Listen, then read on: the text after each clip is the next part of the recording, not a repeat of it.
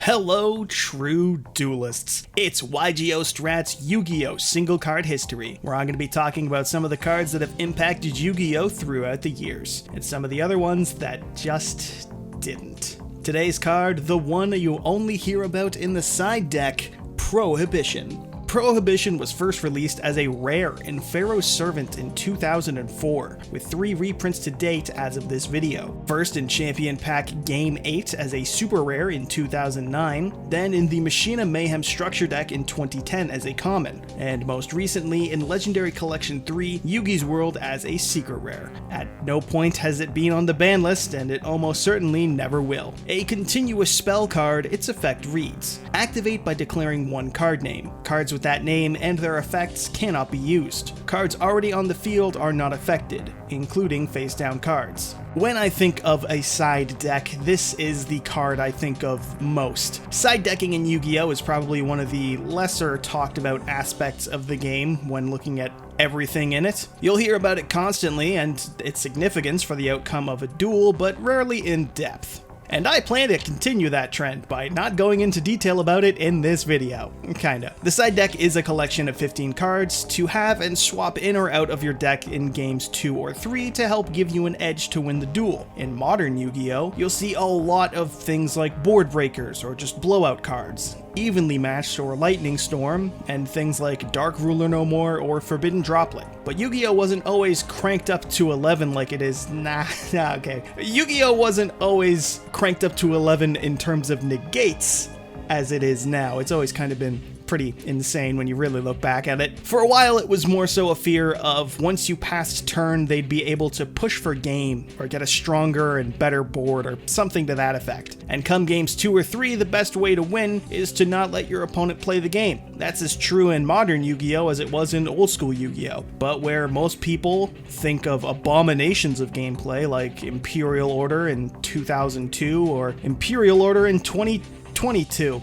Why did they ever unban that? Anyways, unlike Floodgates, Prohibition is not a blanket you can't play sort of card, but instead a targeted one. It requires you to declare a specific card name, then prevents both players from being able to use that card or its effects while Prohibition remains face up on the field. Which is why this card really personifies the side deck for me. Throughout most of its life, something like, say, Dark Ruler No More has been more often a side deck card than a main deck card. But there are occasionally spatterings of it being a main deck thing that people will play, be it in a going second type of build or in a more modern Tearlament Sprite format. When this video is being made, it's not uncommon to be maining Dark Ruler just to deal with some of the insane boards of current, even if, you know, ideally you want to pick going first after the die roll. Havness does kind of let Tearlament's players play on the opponent's turn even before the Ishizu cards come out, but regardless, even as a card that's more commonly seen played in the side deck, things like Dark Ruler No More can occasionally find their way into the mains because, well, it doesn't matter what board they make, if they've got monsters on it, Dark Ruler No More can negate it. Similar can be said for Lightning Storm. Doesn't really matter what monsters they put in attack position or what cards they have set in the back row, you'll be able to use Lightning Storm,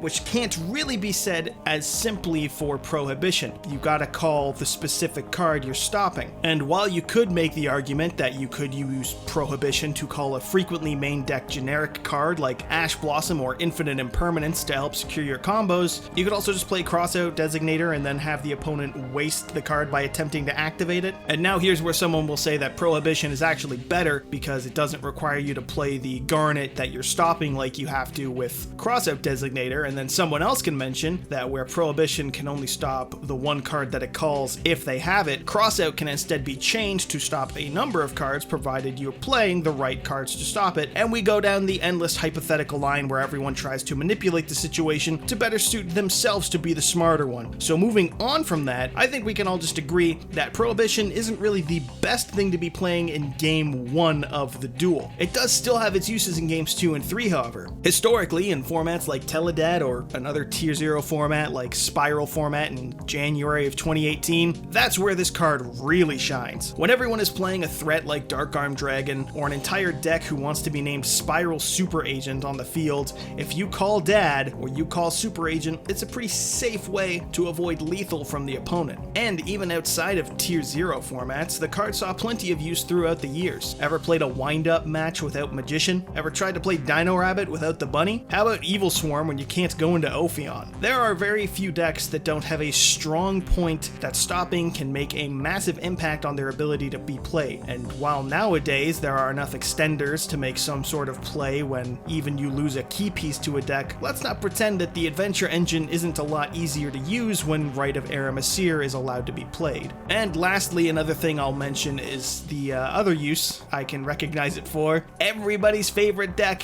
Mystic Mine Burn. Yes, defying the logic I just said about how it's really not all that good in the main deck in Duel 1, this card has been known to pop up in a few mine decks, historically speaking. It wasn't in the most recent build that won a YCS, still absurd to me. Well, not in terms of mine's capabilities, but the fact that it's legal. But that doesn't mean it's never been played. It's not common for people to be playing spell and trap removal in the main deck these days, thanks to, well, Nightmare Phoenix more than anything. But generally, if they are, it's likely something like Twin Twister, or more commonly in my experience, Cosmic Cyclone. So you can call that card, play mine, and everything is fine. Except for, you know, your opponent's mental state. But really, mine is enough of a threat that it seems that the YCS winners just chose to play mine and then clog the board with idiots on the opponent's field using Ojama, Trio, and the like rather than use Prohibition. Take from that what you will. Overall, Prohibition is a solid side deck tech. A card that's never really been a main deck contender, but was and has been for years a reliable side deck staple. And even in the modern day of blowout cards and board breakers, all it might take is another Tier 0 threat for players to start teching this card back in to stop that next big meta threat. And so, that's our look at Yu-Gi-Oh! Single card history, Prohibition. Stay tuned for our next video, and feel free to suggest some cards to review or what type of video you'd like to see. Don't forget to like, and as always, subscribe to YGO Strats, so you too can become a true duelist.